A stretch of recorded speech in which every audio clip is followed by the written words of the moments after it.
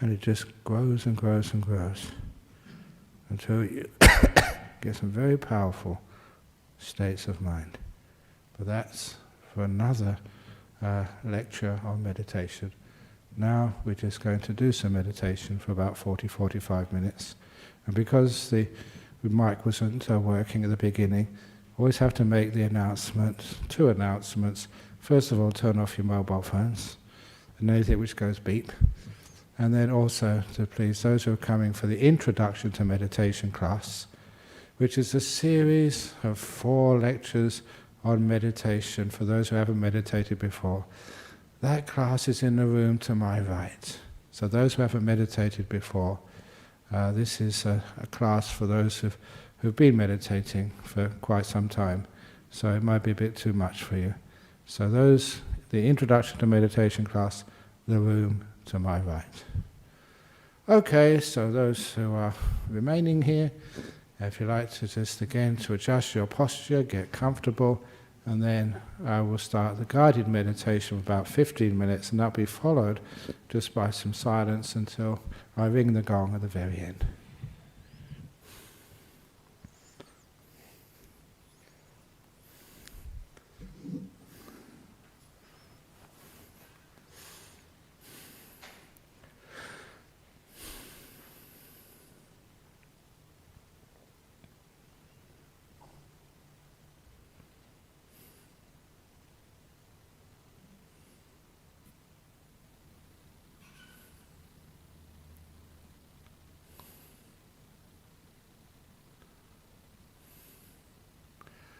So we close our eyes.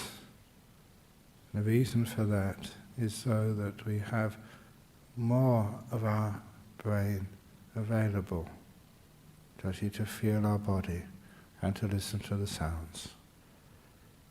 It's like we've closed off one telephone line.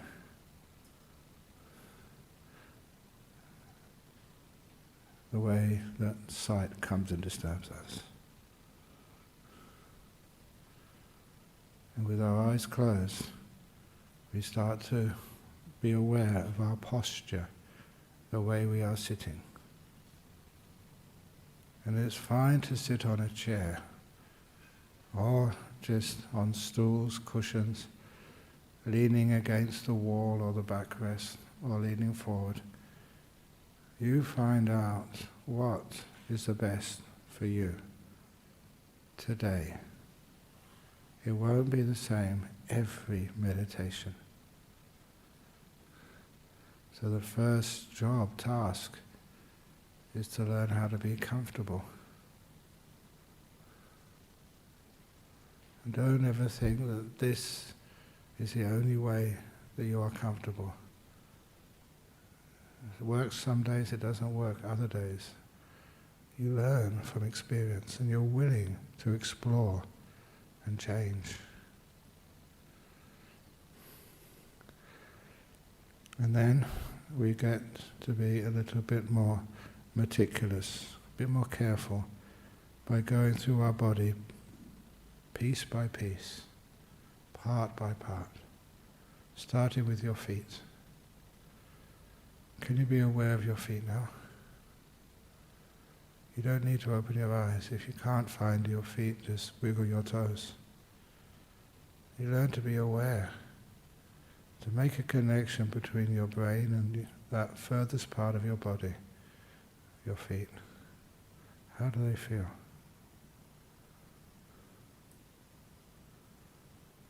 Are they comfortable? It's just like you're asking somebody, a friend, how are you today? Are you comfortable? Is there anything I can do for you? When you connect with a part of your body and you care for it, you get some very interesting, sometimes surprising answers. Maybe your feet aren't comfortable. Maybe they need to be moved, spread apart, come together. Especially if you have your legs crossed, sometimes the feet can be squashed. So be aware. And see if a little bit of movement or a little bit of willing those feet to relax can make them feel more at ease. And then move up to your ankles and your calves. How are they? Very unlikely to be any great feelings in your calves, but nevertheless, sometimes you can feel a tingling feeling. Just so you know that you can be sensitive to a part of your body which is not in great trouble. You can still know how they feel. And as you know how they feel, just wish them well. And you do find that they can relax. The mindfulness gives you the opportunity for feedback. You learn just how those knees or those calves or whatever get more relaxed or more tense. You go up to your knees. A lot of times people just have injuries and pain in their knees. Feel whatever sensation it is there.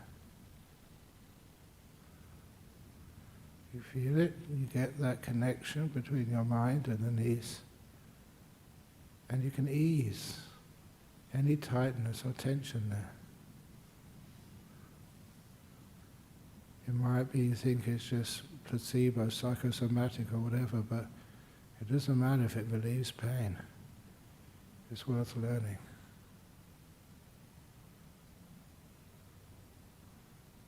And I'll move up to my thighs, making sure they're comfortable, aware, relaxing.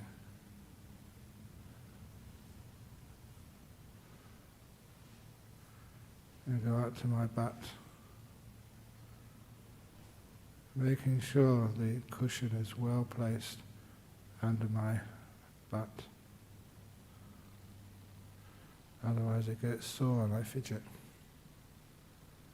You're on a chair, make sure your bottom is just as comfortable as you can find it.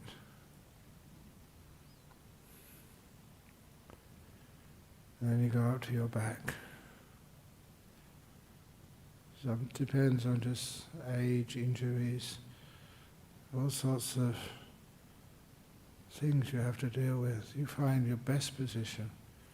For some people it is, as I said, just leaning back, others leaning forward, others straight up. You find what you need for comfort. Sometimes even the fact that you care for part of the body. Just like it may be a friend or a relative, you just give them a call, no particular reason, just that you care for them. It reassures them, they can relax more. The same happens with your body. If you pay it no attention, all sorts of things may go wrong. You give it some attention, some kindness, you find your body can be at ease. If you do find any part which is tight or tense, you'll just feel at the moment under the left shoulder blade. It's a bit tight, so I move. And then I just give it some kindness, relax it. I have the feeling, and I know what makes it worse, what makes it better. Sometimes it's an attitude of mind. Sometimes it's a movement. Sometimes it's realizing I've got my robe too tight. Simple things.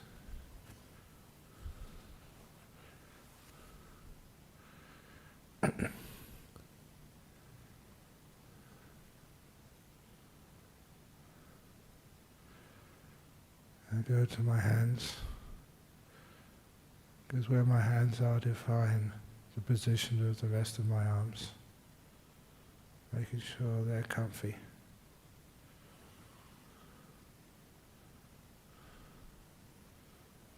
back up to my shoulders. So I'm just zooming in, focusing on the shoulders. Just being with them. And I know from experience, from feedback, what makes those shoulders get looser, relax, be more at peace. And what makes those muscles get more painful? I focus and learn. A lady in Poland managed to overcome her arthritis this way. Focusing, relaxing, learning, relaxing some more. And the inflammations lessened and lessened and lessened till she was free. Awareness, kindness, learning, freedom. And I go out to my neck, making sure those muscles are not too tight, both inside my throat and outside those muscles. Being willing just to move the head around, to stretch, make sure everything is just okay. Further up to the face, ensuring the facial muscles are relaxed as well.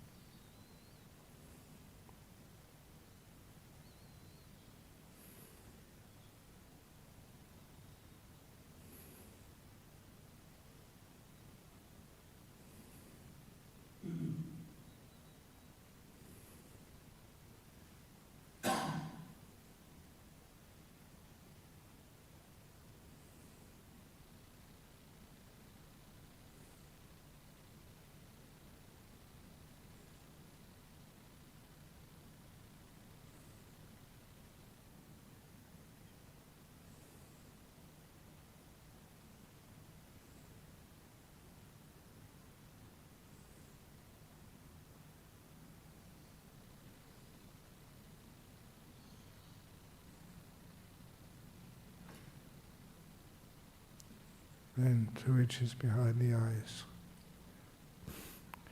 between the ears, is your brain,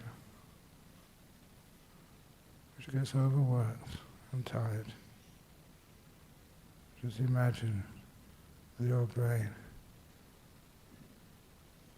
turning off, disconnecting, taken out and just put to bed, taking a rest.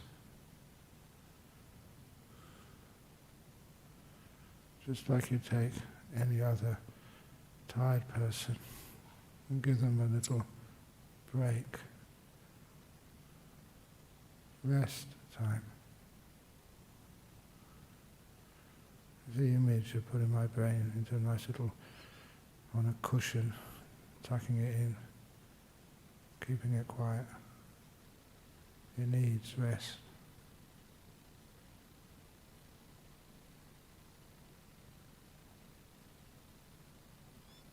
And I'm aware of my whole body. Just joining everything together. Sitting here, having relaxed every part bit by bit.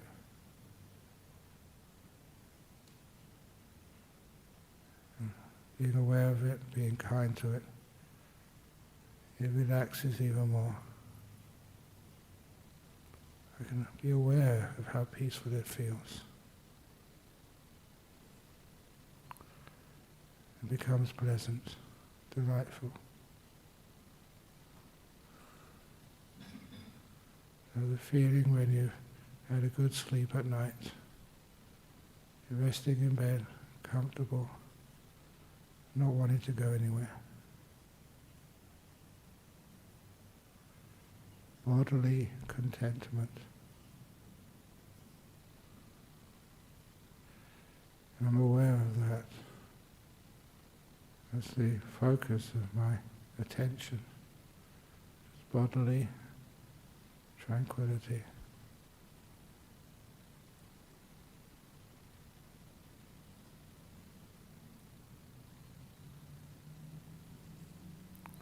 Because it's delightful, it's easy to stay with.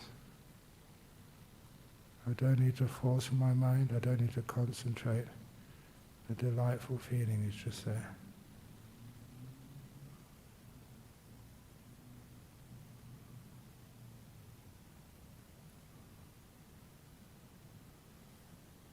And then I go to my mind. First of all, as I was saying last night, to be aware of, for want of a better word, peaceometer. How peaceful are you? One sign of how peaceful you are is sometimes when there's a sound, a noise, even birds, like just a few moments ago. How much do you react? How much do you tense up? That's a sign that you are inherently a little bit prone to disturbance. But as you relax more and more and more, nothing disturbs you. You're like a string which is so loose, like a drum skin which it hasn't been tightened. Something hits it and it doesn't make a sound.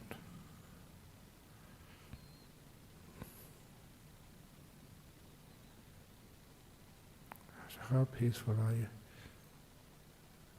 How agitated?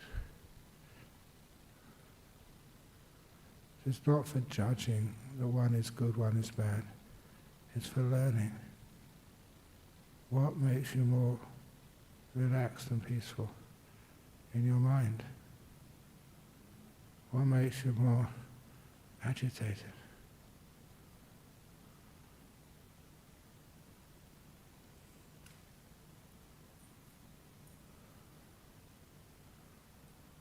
See, when I open the door of my heart to this moment with some kindness, with some softness, non-judging, loving kindness, I become peaceful.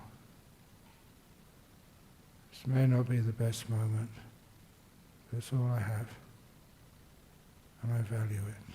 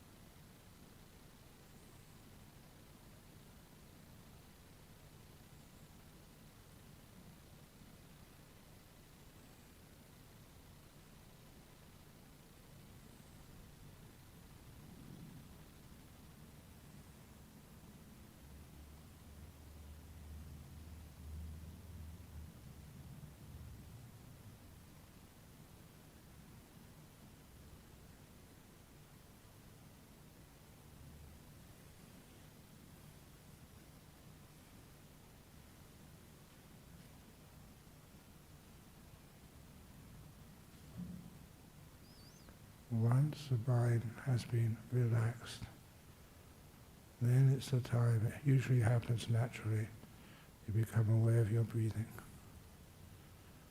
Or you just invite the breath in.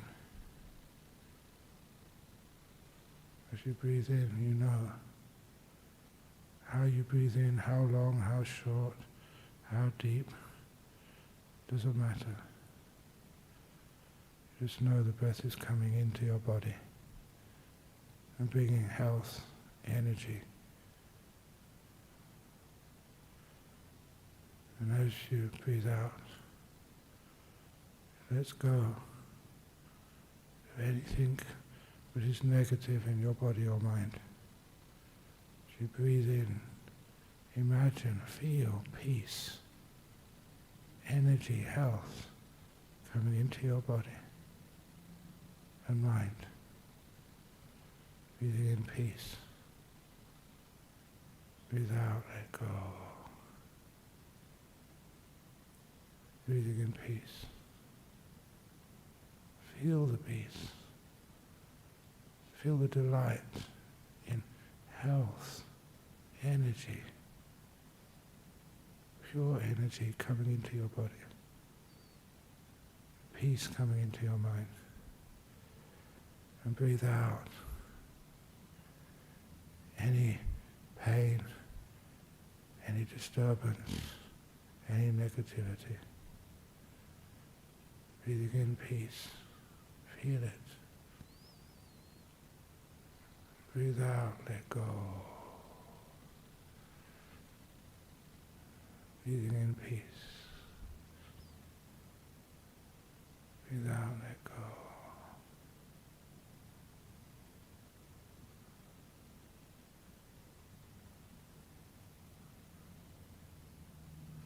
Breathing in peace.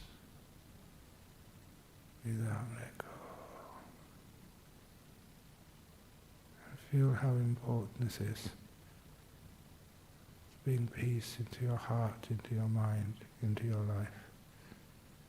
And to let go of all these burdens, these unnecessary weights which we carry. Now we're in this moment. Breathing in peace and breathing out, let go. Relaxed, feeling safe, just natural.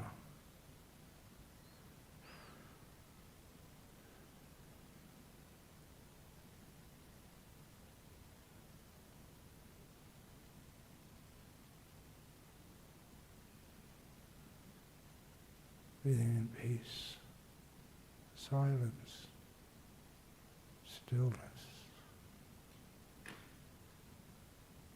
Let go.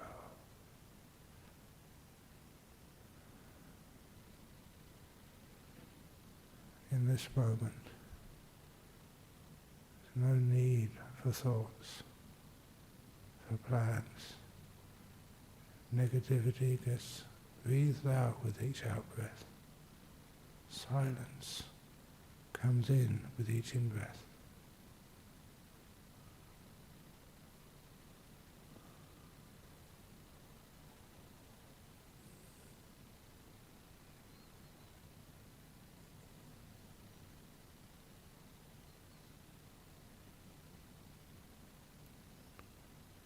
Feel how peaceful this moment is naturally.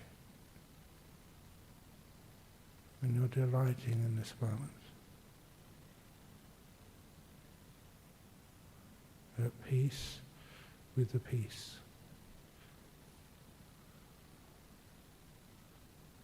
Content with contentment.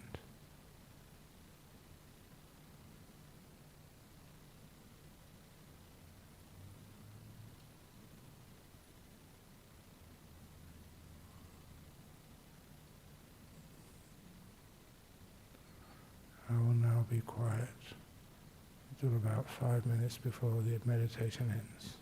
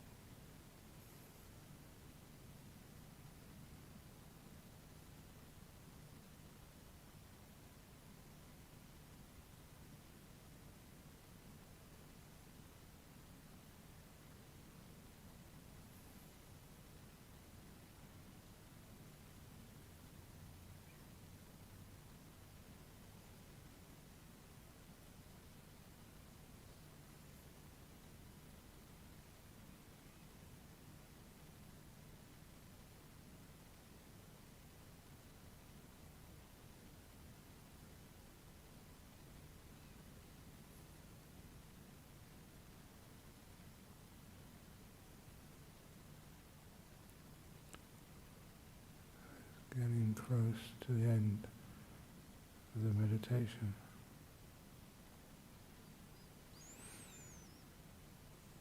How peaceful are you?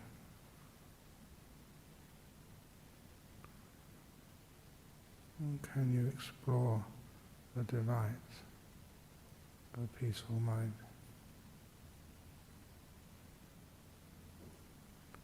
Sometimes there's no thoughts there at all. You just are.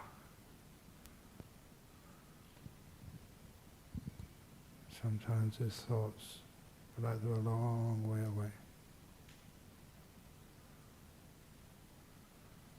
So what you're aware of is a delight, a joy, a peace.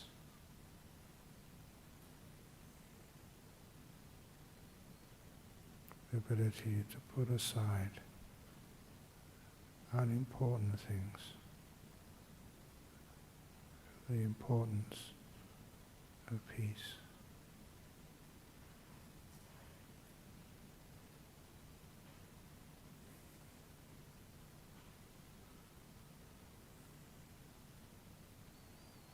And you may be aware of your body. See how relaxed it can be. It's not disturbing you. Sitting down, quite at ease, comfortable, relaxed.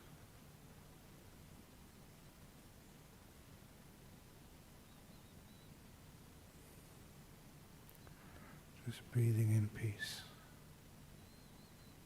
and breathing out echo.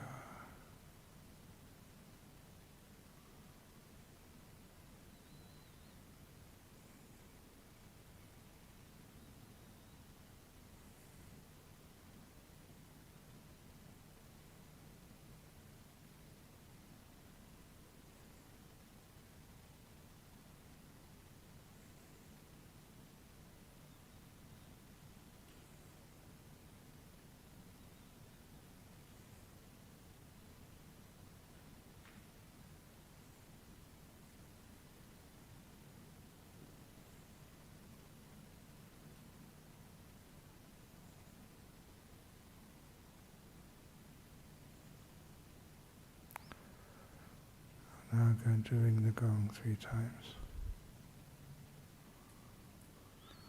Please listen to each chime from the gong.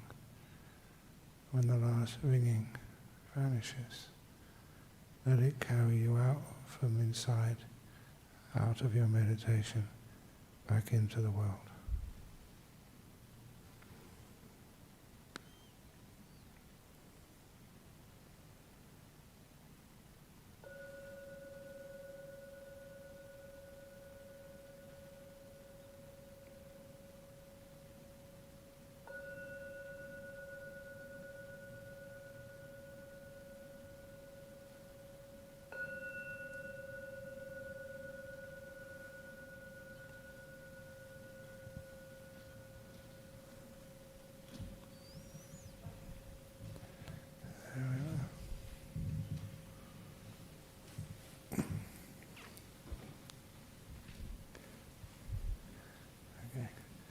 Thank you for coming to the rescue.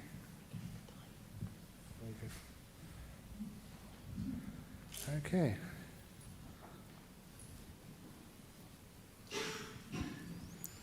So we have a couple of questions from Canada, from USA, and just from Deborah. First of all, from Canada, even though I enjoy meditating, I'm having difficulty maintaining my daily practice. Do you have any techniques to maintain consistency when we meet with resistance? One thing is to remember that if you really enjoy the meditation, it's very easy to actually to have the consistency. And when my teacher was asked, how long should you meditate? How often? His answer was a very, very quick one, but it was also very meaningful. It was how often do you eat? And why do you eat? We eat because we know we enjoy eating, and also it's because we feel better for it, we feel energized. If you fast for too long, you get very weak. And so if you can look at meditating as food for the heart, what keeps your spiritual energies strong. And you will notice if you don't keep up a regular practice, you find it's like not eating regular, you get weak. You don't get the sicknesses of the body, like flus and other diseases. You get the diseases of the mind, like irritability, sort of negativity, being grumpy, or because of the mind is just showing you that it's lacking of energy. So to reflect on the consequences of not meditating and what happens when you do meditating. And the other thing is, it does create time when you meditate. This is one of those amazing things that if you learn how to meditate, it's what Harvard Business School used to call an investment of time. It's just putting a language which the people could understand. It invests time. So it's not as if you haven't got any time. It's probably best summed up by the person who once said that they would meditate 1 hour every day, except when they were very busy. And when they were very, very busy, they would meditate for 2 hours every day. In other words, it's not the answer you expected, that when they were busy they would meditate more. And of course the reason was because they needed to have more awareness, more peace, more clarity, to get more things done in a shorter period of time. So that's how one maintains consistency. But just pushing, trying to push, as they say, I've got to meditate more, it does not work. Even recently that somebody showed an article in some psychology magazine. For discipline, it doesn't come through willpower, through force. It comes through wisdom power. You want to do this. You feel the benefit from it. Not because you have to, because you're a Buddhist or because you've been meditating, trying to live up to your peer pressure. No, you do this because you find the benefit, you love doing it. That's how you maintain the consistency. And from the USA, do things get worse before they get better on the journey to enlightenment? I find myself struggling with new sensations and feelings. All the new sensations and feelings, but it doesn't matter really what the sensations and feelings are. It's all about how we relate to these things. It's the way that we deal with whatever comes up in our life. It's as if that little saying, all we need to do is to make peace, be kind and be gentle. It doesn't matter with any sensation, a beautiful sensation, a painful sensation, success in your life or disappointment and frustration when things don't go well. It's how do you relate to that? We do make peace, we're kind, we're gentle. This too will pass. The wonderful moments of life, they won't last. When you ask you, sometimes you mess around and tell jokes to say, how are you feeling today? I say, oh, very good, somebody says. And I say, it won't last. I'm not being negative, it just, when you're sick it doesn't last. You have good times, bad times. The most important thing is just how you relate. Life is a relationship. The relationship you have with just what comes your way. And so you do have difficult times. Our relationship is learning. It's the old dog poo for the mango tree. Stinky, but really, really good fertilizer. And other times it's you eating the mangoes. It's only dog poo transformed. So what's the difference between a mango and the dog poo? It's just how it's been transformed. So that's why get better, get worse on the journey to enlightenment. I have interesting stuff, difficulties which we face, things which challenge us. Maybe a simile is that, when you go to school, you study some academic subject, the exams get harder and harder and harder and harder every year. All they're doing is they're testing you. They're just probing deeper into reality, into nature. And sometimes we welcome those tests. We don't feel like to be a failure. We just say, we need a bit more work so I can get deeper into this and then I can pass. As soon as you pass, you get a deeper, more interesting challenge. Especially that's what happens with meditation. It's the amount of letting go you need, the skill in being able to let go. In the beginning stages, is quite coarse. When you get to sort of deep stages of like nimittas, beautiful lights in the mind, to be able to let go, that's really subtle. And lastly, as humanity, would we have enough reason to be living after we reach our full mind states and fulfilled our life missions? Would the world end? Maybe if you're lucky the world might end for you, but there'll be other people who will take your place. It's as if that when people have fulfilled a role, they've graduated from the universities, then they go and teach others how to graduate. And then those people become teachers, teach other people how to graduate. Instead of looking at the world to be something linear or line, circular is much more meaningful. We go round and round. A few people, they go off that wheel, and other people take their place. It's like a school, it's like a university.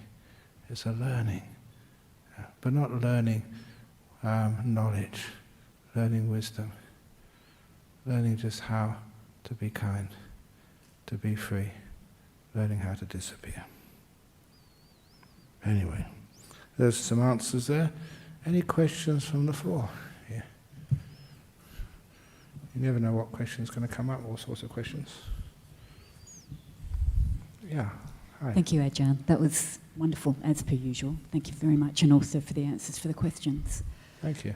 Ajahn, when I'm meditating, I really enjoy what I'm doing and what have you, but my mind just has a field day. I would like to be able to slow it down more. Yes, I enjoy it. Yes, I do plenty of time. I'm wondering if you can give me some ideas, please. Just slow the mind down. You can talk to it like this. Why do we do things fast?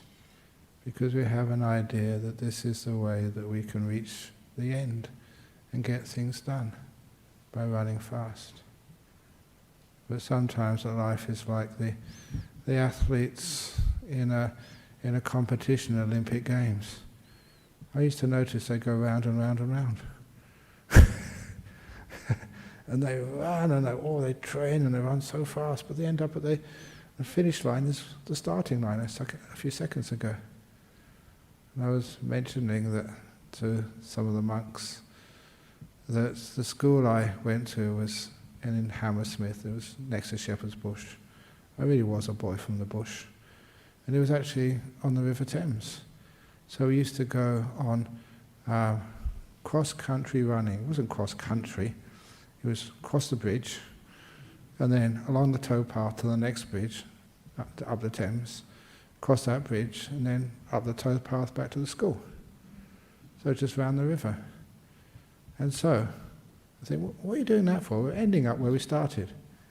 So a few smart kids, they just put on their runners and they jogged off, and now maybe a few hundred meters down the road, they stopped. They went to a coffee shop or something, and then they joined the group from the other side. Until the teachers soon caught on. These people, they weren't getting very fit. There's no sweat on them because they hadn't run at all. They just pretended to run. It's just ending up where you started. And so, one of the teachers would get in their car and go to the furthest bridge to actually tick the names off. So then what the kids did, they had all the bus timetables. They'd run over the bridge, get the bus to the next bridge, and then just run over the bridge and get the bus back to the school. So they never needed to do much running at all. But anyway, what happened is just, in life we go round and round and round. So take it slowly, your life. Take it slowly, your thoughts. If you have some fantasies or plans, slow it down. See what happens. So even walking meditation is good. If ever you have an opportunity to do the walking meditation, there you quite automatically go slowly. And what was it? That was a time many, many years ago that the Vietnamese monk from Thich Nhat Hanh, he would go on these demonstrations, like walks for peace in his country in Vietnam. And sometimes that on a sort of a big procession of people, sometimes people getting very excited, they would start sort of shouting, and he would notice when they started getting angry, they would start walking fast. So because he was well known, he was in the front, that he would deliberately walk slowly and get everyone else to walk slowly. And because he was leading and everyone else had to follow, they wanted to walk fast, but they couldn't because he was in the front, which slowed everybody down. It wasn't just slowing down the march, he was also slowing down their emotions, and they calmed down.